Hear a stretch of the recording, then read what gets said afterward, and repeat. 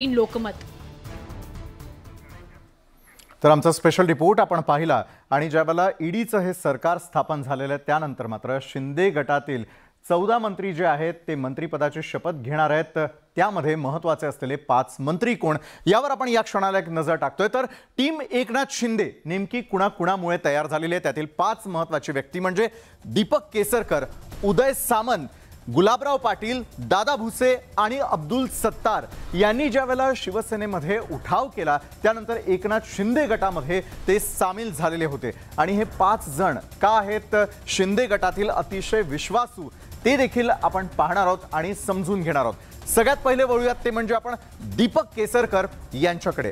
तर दीपक केसरकर यांची आतापर्यंत असलेली महत्त्वाची जी 5 गुण आहेत त्यावरती एक नजर टाकूयात। शिंदेंचे ते विश्वासू म्हणून ओळखले जातात, शिंदे गटाचे प्रवक्ते पदी देखील त्यांची वर्णी लागलेली आहे, मंत्रिपदाचा त्यांना दांडगा अनुभव आहे, कोकणातील महत्त्वाचे नेते आणि अभ्यासू नेते अशी ओळख आहे खरं तर दीपक केसरकर यांची। तर दीपक केसरकर शिंदेंचे विश्वासू का आहेत ते देखील जाणून घेणं महत्त्वाचं आहे। तर शिंदेचे विश्वासू म्हणून ते ओळखले जातात कारण मुख्यमंत्री एकनाथ शिंदेंचे विश्वासू सहकारी म्हणून दीपक केसरकर यांची ओळख आहे। ही खरं तर त्यांच्यासाठी असलेली आणखी एक महत्त्वाची बाब। त्यानंतर बोलूयात आपण पुढच्या महत्त्वाच्या मुद्द्याकडे। तर शिंदे गटाचे प्रवक्ते, तर शिंदे गटाची बाजू मांडण्यात ते अग्रेसर ठरलेले आहेत। शिंदे गटावरती होणारे आरोप खोडून काढण्यात त्यांनी आजपर्यंत महत्त्वाची भूमिका बजावलेली आहे। त्यानंतर मंत्रिपदाचा त्यांना दांडगा अनुभव आहे, तो कसा त्यावरती देखील एक नजर टाकूया। तर राज्याचे माजी अर्थराज्यमंत्री आणि ग्रामीण विकास राज्यमंत्री म्हणून देखील दीपक केसरकर यांनी यापूर्वीच काम पाहिलेलं आहे, त्यामुळे त्यांचा अनुभव ही देखील आणखी एक जमेची बाजू आहे दीपक केसरकर यांच्यासाठी।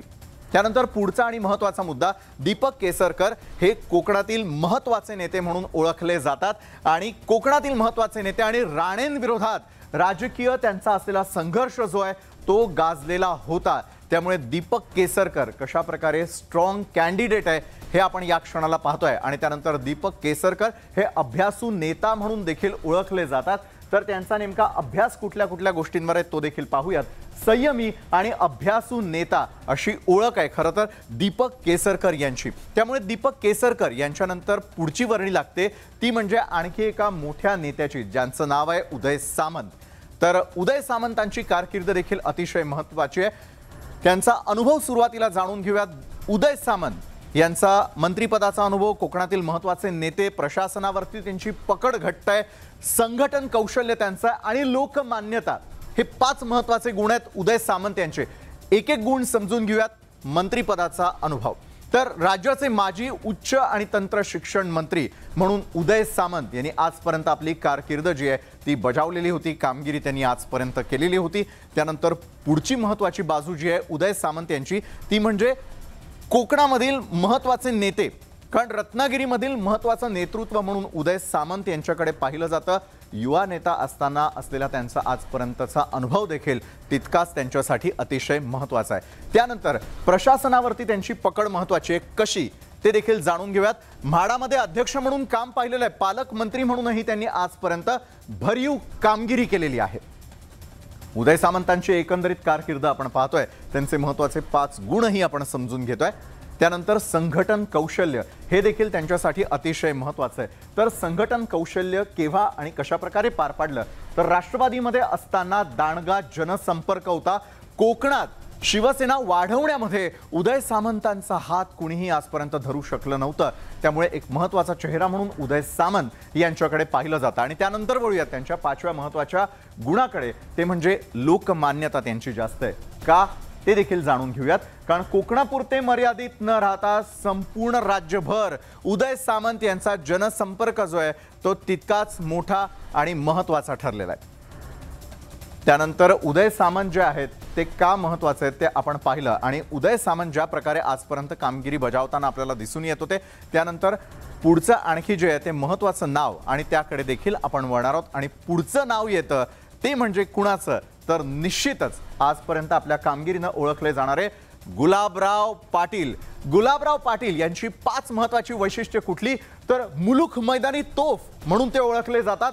मंत्रिपदाचा अनुभव आहे, जळगावातील महत्त्वाचा चेहरा, शिंदेंचे विश्वासू आणि कार्यकर्त्यांशी त्यांचा असलेला संपर्क. सुरुवात निश्चितच जो आहे तो आपण त्यांच्या कार्यकर्त्यांशी असलेल्या संपर्काच्या ऐवजी मुलुख मैदानी तोफ जी आहे ते का ओळखले जातात हे देखील आपण समजून घेणार आहोत.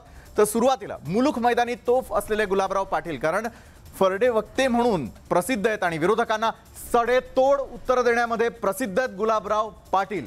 तर गुलाबराव पाटील यांचं पुढचं वैशिष्ट्य देखील आपण समजून घेणार आहोत आणि ते म्हणजे मंत्रिपदाचा अनुभव हा गुलाबराव पाटील यांना, कारण राज्याचे माजी पाणी पुरवठा मंत्री म्हणून त्यांनी आजपर्यंत आपली कामगिरी बजावलेली आहे. त्यानंतर जळगाव, त्यातील महत्त्वाचा चेहरा म्हणून ते ओळखले जातात. जळगावमधील महत्त्वाचे नेते म्हणजे प्रत्येक कार्यकर्त्याच्या कुठल्याही कार्यक्रमांना असू दे, घरी असू दे, त्यांची हजेरी असते, हे महत्त्वाचं. त्यानंतर शिंदेंचे विश्वासू हा देखील एक महत्त्वाचा गुण, कारण मुख्यमंत्री एकनाथ शिंदेंचे विश्वासू सहकारी म्हणून त्यांची ओळख त्यांनी निर्माण केलेली आहे. आपलं काम आणि विश्वासू राहणं गुलाबराव पाटील यांची आणखी एक जमेची बाजू. आणि त्यानंतर असलेला कार्यकर्त्यांशी संपर्क, जो राजकारणामध्ये अतिशय महत्त्वाचा मुद्दा ठरत असतो, कारण कार्यकर्त्यांच्या थेट ते संपर्कात राहणारा चेहरा, नेता म्हणून प्रसिद्ध आहेत आणि कार्यकर्त्यांच्या अडीअडचणीला धावून जाणारा नेता, अशी गुलाबराव पाटील यांची ओळख आहे. त्यानंतर पुढचा जो चेहरा आहे तो म्हणजे दादा भुसे.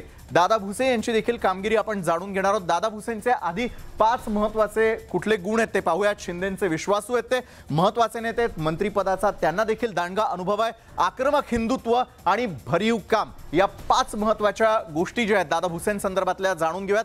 शिंदेंचे ते विश्वासू काय आहेत, तर मुख्यमंत्री एकनाथ शिंदेंचे विश्वासू सहकारी म्हणून ओळख आहे. आनंद दिघेंच्या कार्यकाळापासून शिंदेंशी असलेली त्याची जी मैत्री आहे दादा भुसे यांची, ती देखील महत्त्वाचा मुद्दा आहे. त्यानंतर ते महत्त्वाचे नेते म्हणून प्रसिद्ध आहेत, कारण नाशिक भागातील ते महत्त्वाचे नेते आहेत. नाशिकच्या ग्रामीण भागात त्यांचा मोठा जनसंपर्क आहे. काँग्रेस आणि समाजवाद्यांच्या या बालेकिल्ल्यामध्ये प्रस्थापित नेत्यांविरोधात त्यांनी संघर्ष करत आतापर्यंत पक्षाची वाढ केलेली आहे, ते म्हणजे दादा भुसे.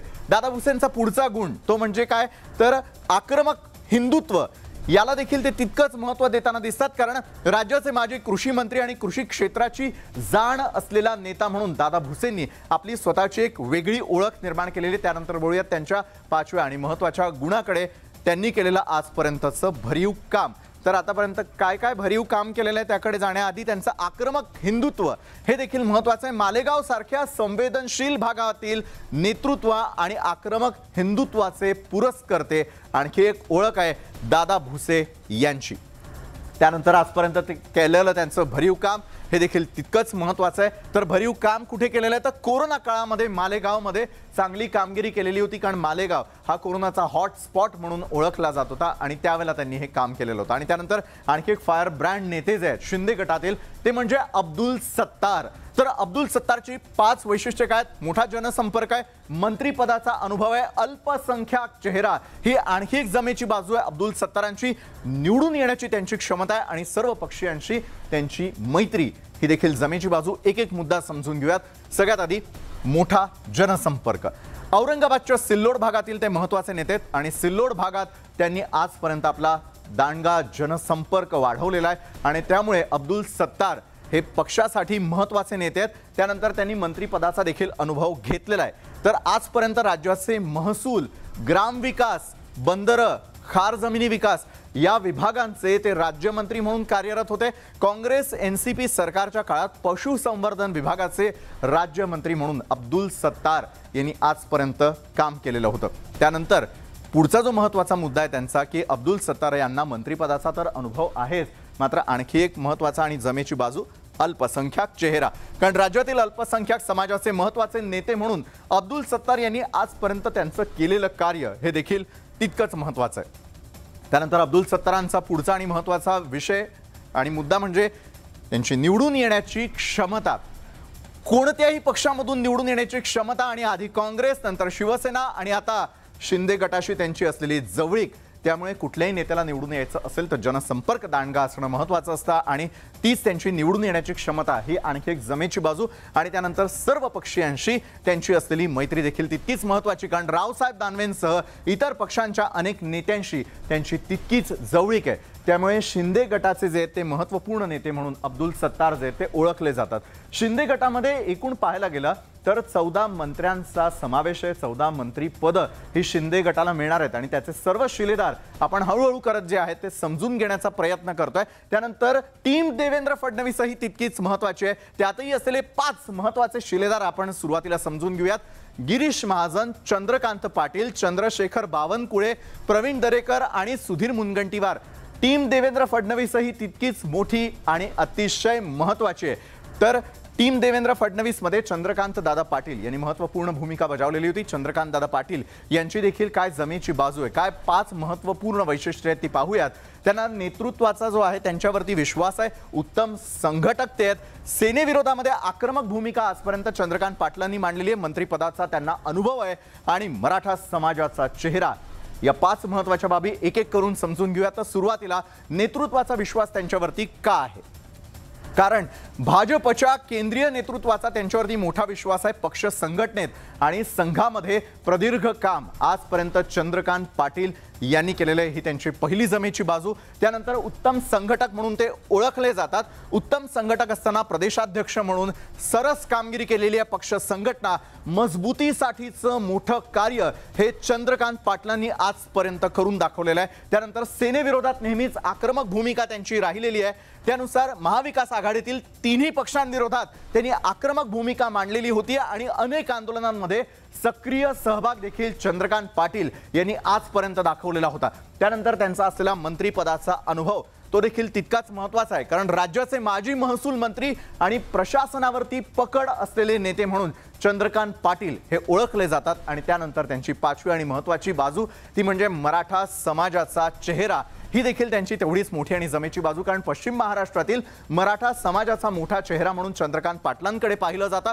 मराठा समाजाला आरक्षण मिळावं म्हणून सातत्याने आग्रही भूमिका त्यांनी मांडलेली होती। त्यानंतर दुसरा आणि महत्त्वाचा चेहरा तो म्हणजे सुधीर मुनगंटीवार आहेत। चंद्रकांत दादांनंतर सुधीर मुनगंटीवारांची कामगिरी आपण जाणून घेऊयात।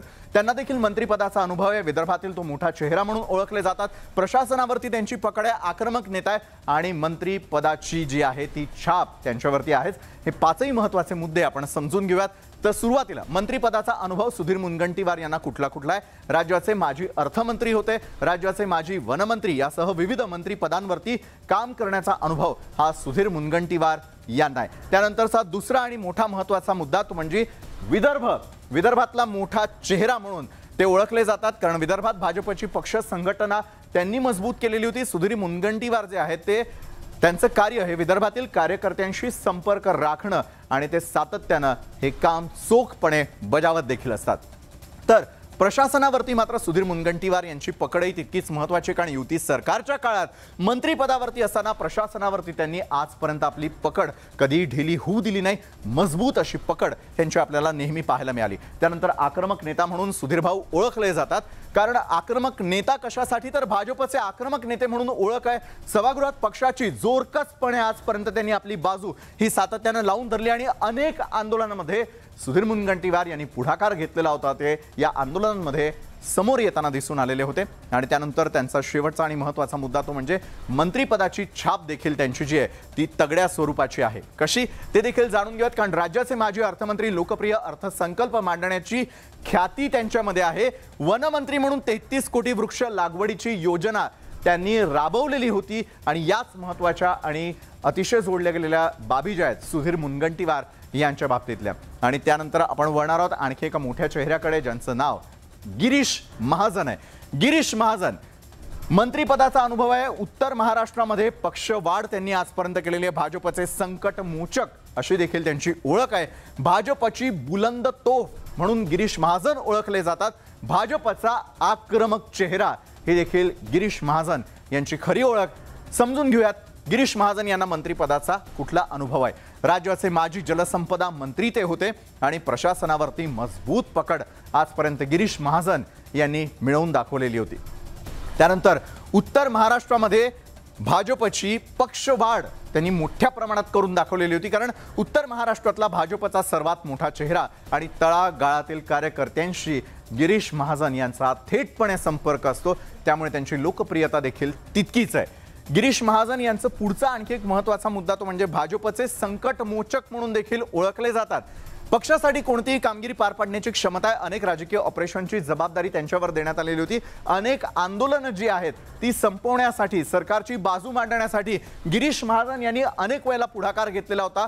तर भाजपची बुलंद तोफ म्हणून देखील ते ओळखले जातात, कारण ज्या ज्या वेळेला फरडे वक्ते म्हणून महाजनांची ओळख आहे आणि सभा गाजवण्याची ताकद आहे। अनेक वेळेला त्यांची अनेक वक्तव्ये जे चर्चेचा विषय ठरलेली होती, मात्र बुलंद तोफ म्हणून देखील गिरीश महाजन भाजपचे म्हणजे देवेंद्र फडणवीस यांच्या गटातील मानले जातात आणि भाजपचा आक्रमक चेहरा आणखी एक जमेची बाजू आहे गिरीश महाजनांची। कारण महाविकास आघाडी सरकार विरोधात सभागृहात आक्रमक अशी भूमिका त्यांनी आजपर्यंत मांडली आणि रस्त्यावरील अनेक आंदोलनांमध्ये सक्रिय असा सहभाग हा आजपर्यंत गिरीश महाजन यांनी त्या ठिकाणी दाखवून दिलेला होता। तर अशा प्रकारे फडणवीस यांच्या गटामध्ये नेमकं कोण कोण आहे, कुणावरती जास्तीत जास्त भिस्तय ते आपण यावेळेला पाहतोय। त्यानंतर पुढचा चेहरा येतो तो म्हणजे प्रवीण दरेकरांचा। प्रवीण दरेकरांची एकूण 5 वैशिष्ट्ये आपण सुरुवातीला समजून घेऊयात। फडणवीसांचे विश्वासू आहेत, ते चमकदार कामगिरी आजपर्यंत केलेली आहे, आक्रमक नेता ही देखील त्यांची एक ओळख, सहकार क्षेत्राचा अनुभव आहे आणि मुंबईमध्ये प्रवीण दरेकरांचा असलेला पराभव ही देखील अतिशय महत्त्वाची बाब। अगदी थोडक्यात समजून घेऊयात फडणवीसांचे ते विश्वासू काय, कारण देवेंद्र फडणवीसांचे ते विश्वासू आहेत म्हणून त्यांची ओळख तर आहेच, मात्र भाजपमधील दिग्गजांऐवजी विधान परिषदेमध्ये दरेकरांना संधी देण्यात आलेली होती। त्यामुळे प्रवीण दरेकरांच्या एक एक बाजू आपण समजून घेण्याचा प्रयत्न करतोय। आजपर्यंत त्यांनी केलेली चमकदार कामगिरी ही देखील तितकीच महत्त्वाची बाब, कारण विधान परिषदेमध्ये महाविकास आघाडी सरकार विरोधात आक्रमक भूमिका त्यांनी बजावलेली होती। ठाकरे सरकारला विविध प्रश्नांवरती त्यांनी अक्षरशः धारेवरती धरलेलं होतं, ही देखील प्रवीण दरेकरांची आणखी एक मोठी आणि मजबूत बाब। त्यानंतर चमकदार कामगिरी झालेलीच आहे, आक्रमक नेता म्हणून देखील ते ओळखले जातात, कारण भाजपमध्ये प्रवेश केल्यानंतर भाजपची भूमिका मांडण्यात ते नेहमी अग्रेसर राहिलेले होते। रस्त्यांवरील अनेक आंदोलनांमध्ये सक्रिय सहभाग हा प्रवीण दरेकरांनी दाखवून दिलेला होता आणि त्यामुळेच प्रवीण दरेकर हे अतिशय महत्त्वाचे ठरतात। सहकार क्षेत्राचा मात्र तगडा अनुभव देखील त्यांना आहे, तो कसा ते देखील जाणून घ्या, कारण मुंबई बँकेचे अध्यक्ष म्हणून अनेक वर्ष त्यांनी काम पाहिलेलं होतं। सहकार क्षेत्राशी त्यांचा अतिशय जवळचा संबंध आहे आणि ते नेते आहेत ते म्हणजे प्रवीण दरेकर। 5वी आणि महत्त्वाची बाजू ही म्हणजे मुंबईमध्ये प्रवीण दरेकर यांचा असलेला आजपर्यंतचा प्रभाव ही देखील महत्त्वाची बाब, कारण शिवसेना, मनसे ते भाजप असा राजकीय प्रवास त्यांनी आजपर्यंत केला, मात्र मुंबईमध्ये दांडगा जनसंपर्क असलेला देवेंद्र फडणवीस यांच्या गटातील नेता म्हणजे प्रवीण दरेकर। त्यानंतर आपण वळणार आहोत ते म्हणजे चंद्रशेखर बावनकुळे यांच्याकडे। चंद्रशेखर बावनकुळे हे देखील अनेक वैशिष्ट्यांमुळे चर्चेत असतात। त्यातलं पहिलं म्हणजे ओबीसी समाजाचे नेते ही ओळख आहे त्यांची। त्यानंतर मंत्रिपदाचा दांडगा अनुभव आहे, संघटन कौशल्य या बाबतीत बोलायलाच नको, वीज प्रश्नी देखील आक्रमक ते होते आणि तळागाळातील नेते। ह्या 5 महत्त्वाच्या बाबी हळूहळू करत समजून घेऊयात। सगळ्यात पहिले ओबीसी समाजाचे नेते। राज्यातील ओबीसी समाजाचे महत्त्वाचे नेते आहेत। ओबीसी समाजाला राजकीय आरक्षण मिळावं म्हणून सातत्याने चंद्रशेखर बावनकुळे यांनी बाजू मांडलेली होती। सत्तेत असो किंवा नसो, मात्र ओबीसी समाजाला आरक्षण मिळावं यासाठी सक्रिय म्हणून चंद्रशेखर बावनकुळे हे ओबीसी समाजाच्या चांगलेच लक्षात राहतील। त्यानंतर पुढचा आणि महत्त्वाचा मुद्दा त्याकडे वळूयात। मंत्रिपदाचा अनुभव जो आहे तो चंद्रशेखर बावनकुळे यांना देखील तितकाच आहे, कारण राज्याचे माजी ऊर्जा मंत्री शून्य भार नियमनाचा यशस्वी प्रयोग हा चंद्रशेखर बावनकुळे यांनी महाराष्ट्रामध्ये करून दाखवलेला होता, त्यामुळे त्यांचा अनुभव देखील दांडगा आहे। संघटन कौशल्याकडे वळूयात। संघटन कौशल्य कुठल्याही राजकीय पक्षासाठी अतिशय महत्त्वाची बाब असते। भाजपचे विदर्भातील महत्त्वाचे नेते ते अनेक कार्यकर्त्यांशी संवाद, नागपूर ग्रामीणमध्ये देखील त्यांनी आजपर्यंत आपला मोठा जनसंपर्क जो आहे तो वाढवलेला आहे, ही त्यांच्यासाठी जमेची बाजू आहे।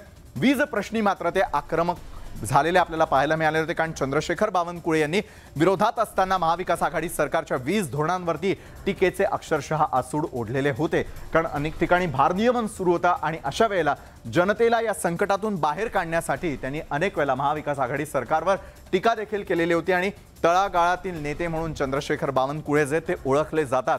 तर स्थानिक स्वराज्य संस्थांच्या निवडणुका लढवून पुढे आलेलं नेतृत्व म्हणजे चंद्रशेखर बावनकुळे। तर हे होते 5 शिलेदार, महत्त्वाचे शिलेदार, ते देखील फडणवीस गटामधले मंत्रीपद मिळत असताना या